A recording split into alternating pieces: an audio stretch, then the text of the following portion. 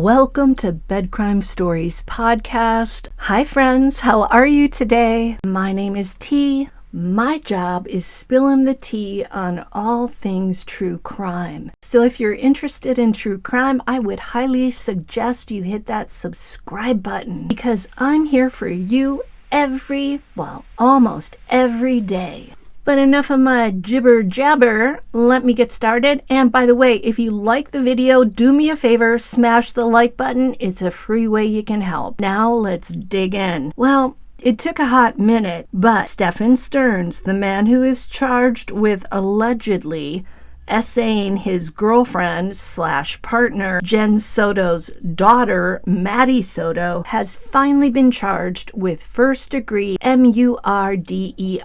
YouTube doesn't like that word, so I'm not going to say it. I sure hope you can spell. Now, the word that jumped off the court documents, at least for me, was premeditated. The investigators are saying that this crime was pre-planned, thought about in advance, which means it was a deliberate and intentional act. So just as Madeline's very special 13th birthday was planned, decorations were put up, a cake was purchased, gifts were bought, a special dress was selected by Maddie, and guests were invited, so too was her death planned ahead, at least to some extent. Stephan Stern consciously decided to take Maddie's life, allegedly. Now, under Florida law, this means the decision must be present in the perpetrator's mind at the time of the act. Florida law does not fix the exact period of time, however, that must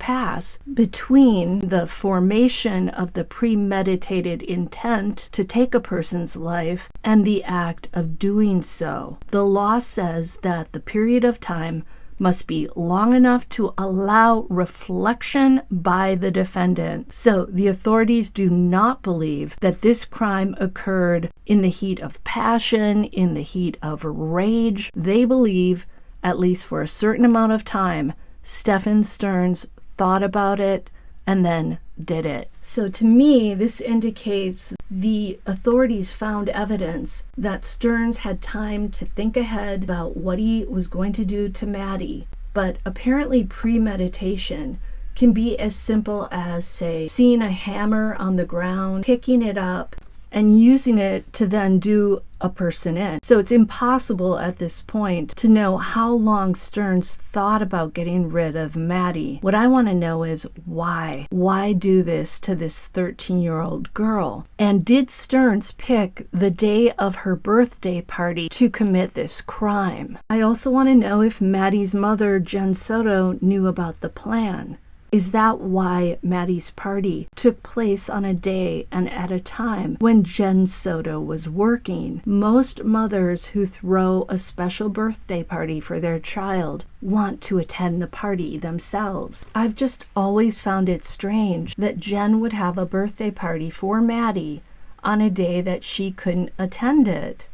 That just feels off, like something is wrong with that. We know Jen Soto was lying when she said that she saw Maddie getting dressed for school on Monday, February 26th at around 8 a.m. Why did Jen lie? Did she do that willingly, or did Stephan Stern tell her to say those things? Remember that one interview where he was sitting behind her on a stool? It felt like he was trying to intimidate her into saying the story or telling the story exactly as he laid it out for her. Even the way she told the story seemed to be trying to remember specific details that he might have supplied to her. And the big question now is, will Jen Soto face any charges in connection with this crime? Is she cooperating with the cops?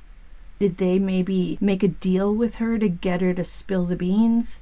Or do the police feel she was a victim of Stephan Stern's manipulation? And then I'm ruminating about, why did Stern's do this to Maddie? Could she have been pregnant? The autopsy would have revealed that, but of course we're not being allowed to see the autopsy.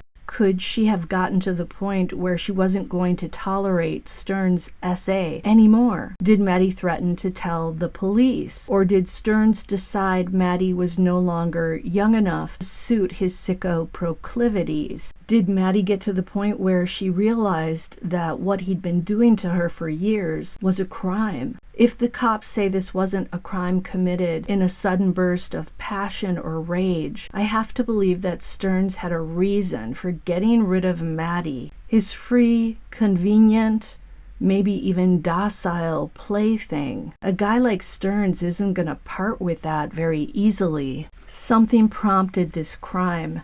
And it saddens me so much for so many different reasons. Madeline was likely just starting to feel herself, just starting to blossom, and this selfish, sick, manipulative POS took it all away from her. I don't care if Stephan Stern is cold in jail or if he has to sleep on the floor with a dirty blanket. Let's not forget what he's accused of. An investigative reporter on Court TV yesterday said that more than Stephan, Jen, and Maddie were in their shared condo after the birthday party on Sunday, February 25th. Who were those people, and what did they see that night? One of Stephan Stern's friends has said that other family members other than Jen Soto, Stephan Stern, and Maddie lived in that condo. That would mean that it wasn't just Jen looking around and noticing things or not noticing them. It sounds like there were other family members living there who would have also been privy to the goings-on inside the house. The investigative reporter also stated that it's believed Stearns did Maddie in Sunday night sometime after the party. So let's think about this. If it was Sunday night, that means it occurred sometime before midnight. So it wasn't in the early morning hours of Monday, February 26th. It makes me wonder if Stephan Stern ever even slept that night. We also know, thanks to Gray Hughes of Gray Hughes Investigates, that Stearns made a Telegram post at 11:49 p.m. on Sunday night. Telegram apparently is used by people who are into child P. My fear is that Stephan Stern may have videotaped whatever he did to Madeline, and that the post he made at 11:49 might have been that video, and perhaps it was something that was going to make him money. Stephan Stern will soon be arraigned on this charge, and that's when he will have to plead either guilty or not guilty. What do you think he's going to plead? By the way, it's looking like Stearns will have two trials. One for the 60 other charges. Those were all sort of SA charges. And then another trial for the first degree, MURDER.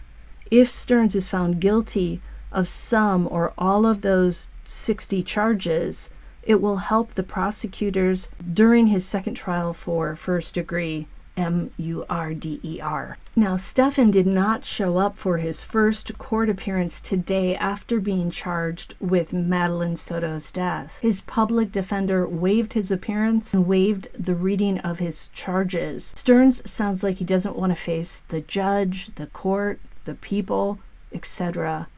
The state is still working on figuring out if they will seek the death penalty. Experts on YouTube are saying that they will. That decision will have to be made within 45 days after Stern's arraignment, which is scheduled for April 29th. Well, that's all for now, at least on this case, and I'll see you next time on Bed Crime Stories.